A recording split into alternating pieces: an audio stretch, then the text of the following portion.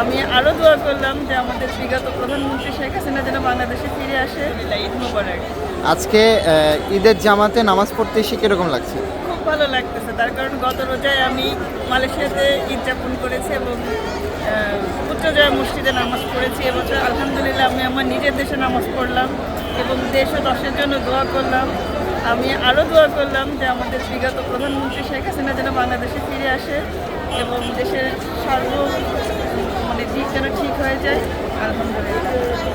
ভিতরে পরিবেশ কিরকম দেখেছেন? আলহামদুলিল্লাহ খুবই ভালো ছিল, খুবই শৃঙ্খলাবদ্ধ ছিল এবং আমরা যারা নামাজি ছিলাম তারা সবাই পরিপাটি ছিলাম। কোনো সমস্যার সম্মুখীন হতে কোনো হয়েছে? সমস্যার সম্মুখীন হয়নি, খুবই ভালো লাগছে। ঈদের এই জামাতে বিশেষ কোনো দোয়া ছিল কিনা? বিষয় তো ওইটাই ছিল যে বিগত প্রধানমন্ত্রী শেখ হাসিনা বাংলাদেশে ফিরে আসো।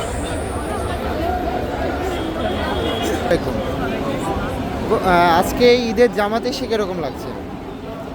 ভালো লেগেছে, 30টা রোজা পার করার পর জামাতের সাথে নামাজ পড়া জাতীয় ঈদগাহ ময়দানে, এটা সত্যি অনেক আনন্দের একটা বিষয়। আল্লাহর কাছে দেশ ও জাতির জন্য মোনাজাত করেছি, দোয়া করেছি।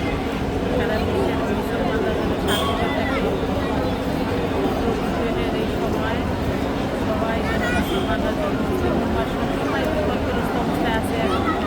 এই বিপদ থেকে আল্লাহ যেন আমাদেরকে হেফাজত করে, এই দোয়াই আমরা ভিতর পরিবেশটা কিরকম দেখেছি?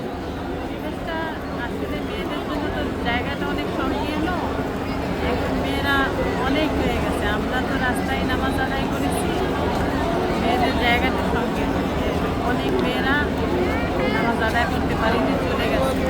তারপরে সব মিলিয়ে পরিবেশটা সুন্দর। কোনো সমস্যার সম্মুখীন হতে হয়েছে কিনা?